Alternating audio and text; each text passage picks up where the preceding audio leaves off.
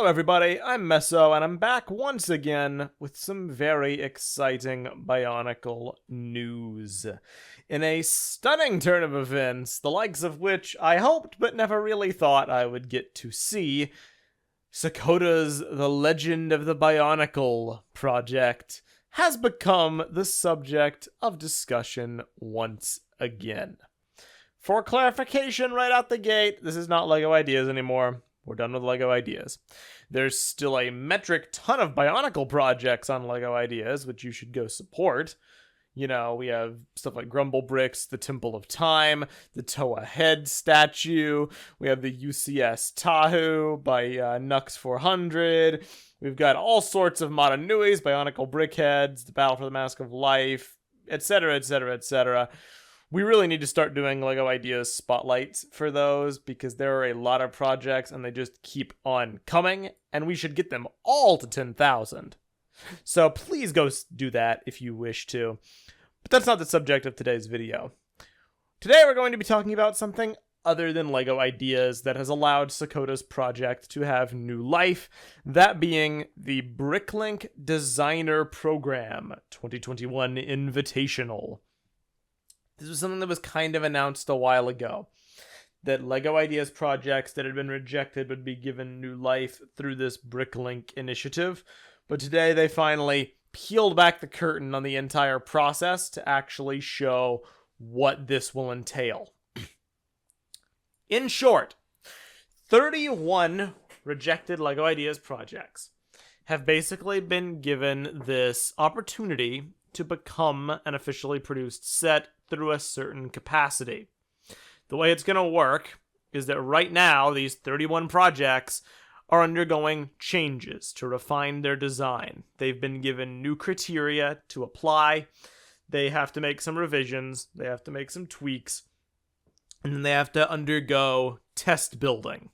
They have to actually be built with real Lego bricks. They have to be examined, they have to be outlined, they basically have to be surveyed for build viability, making sure there's nothing that would cheat the system or whatever, making sure they would function just fine as a real set. And then, if they pass all of those steps and get finalized, starting on June 1st, they will begin a crowdfunding campaign, where we will basically have to front the cost. We'll basically have to pre-order en masse these projects that we wish to buy, and the first 13 to reach the pre-order threshold will become officially produced and manufactured. So yes, that does mean not all 31 will actually make it through. Only 13. The first 13 to reach the goal, which is 3,000 pre-orders, as stated in the frequently asked questions on this page. Now, if it does not pass that goal, they're going to release digital building instructions for the set, so we can then build them ourselves. So it's not the end of the world. As of now, there's a lot of questions surrounding this process, and they're questions that I'm not going to have all the answers to, and right now neither does Sokoda. Because if you look at the page for The Legend of Bionicle on this Bricklink page, you'll notice there are some changes to it. And there's some changes that are unfortunate, but I'm sure they are a necessary requirement for the new guidelines, namely the removal of custom minifigures. So yes, we can go ahead and get the sadness out of the way. No Matoro, no Tahu, no Takanuva, no Matanui, etc., etc., etc. What Sokoda has done, because I'm sure they told him, no minifigures with decals, we just can't do that here. He's done instead is make Matoro Mari a brick-built figure. And I actually think it looks really cool. He mentioned that, initially he had done Matoro Mari as a brick-built figure anyway, so he was just kind of returning back to his original vision. This means he does have articulation, he can do all the same things.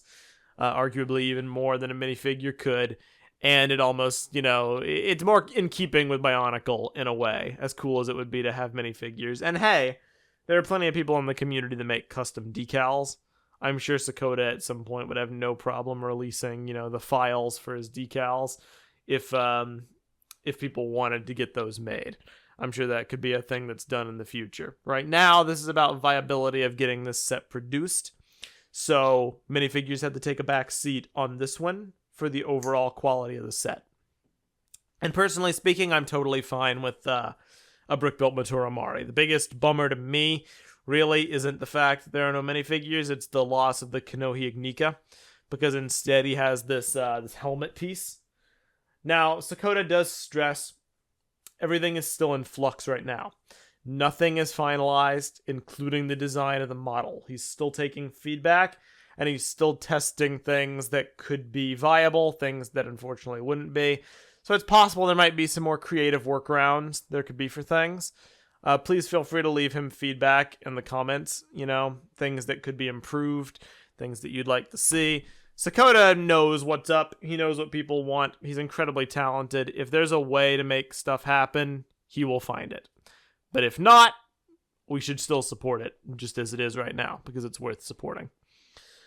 A few other noticeable changes from the prior model. He's had to revise a number of things to work with these new guidelines, including the giant robots. The Motonui robot and the prototype robot now have light gray accents, because I presume those are the only way you could get those parts in, because they only exist in light gray right now.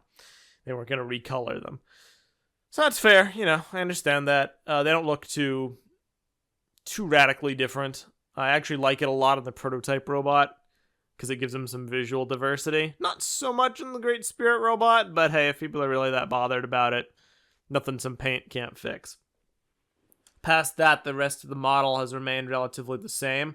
Microscale Beach was very well preserved, and I actually think Spherus Magna, or I guess Bar Magna, looks a bit better now. He made some tweaks to the design, and I really like how it looks. Particularly Boda Magna, I think looks awesome. So that's basically it. Right now, he needs feedback, and he needs opinions, and he's still in the refining phase of this design, which is then going to be subject to build testing. What we need to do as a community is honestly a lot easier and harder than rallying people to get the 10,000 votes on LEGO ideas. What we need to do is wait, bide our time, and save our money. Because starting on June 1st, this is the first opportunity BIONICLE fans are going to have in many, many years to put their money where their mouths are. Did I think that to get a BIONICLE set produced, it would take actual crowdfunding? No. Ideally, we wouldn't have to do this. Ideally, LEGO would make a set, then we would evaluate whether that set is worth it to us, and then we would buy it. But that's not the reality of the situation. The reality of the situation is if we want this set to get produced, if we want a BIONICLE set, number one, go support everything that's on LEGO Ideas right now. I'm serious. Every person that watches this video, go support everything on LEGO Ideas. But secondarily, if we want this set, which we all do, we're going to have to support it with our money. We're going to have to open our wallets and show LEGO tangibly that there is enough people who would buy this to actually have it produced. Like I said, it's going to take 3,000 individual pre-orders. Fast. We're going to need them quickly, because we're going to have to get there before the other sets do. It's going to be a race.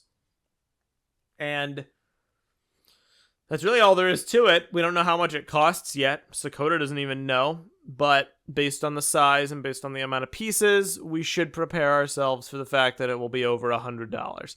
I think to expect it to be under $100 would be quite ridiculous. Now, I understand that seems like a lot of money, especially to BIONICLE fans who traditionally bought sets that were cheaper. But look on the bright side. You have a few months, right? You have the rest of this month, all of April, and all of May. So on June 1st, that gives you a few months to get together that money and kind of stash it aside and then get ready to pounce. What does this mean for us? Well, you can expect we'll be talking about this a lot. The whole 9 yards, same as before. Sokoda is a member of TTV. We 100% rep this creation, both in terms of it's our friend who we want to support, for the immense support it received a while back in the Bionicle community, having this, return story. And then also just because it's the Bionicle set that's in the running in this particular scheme.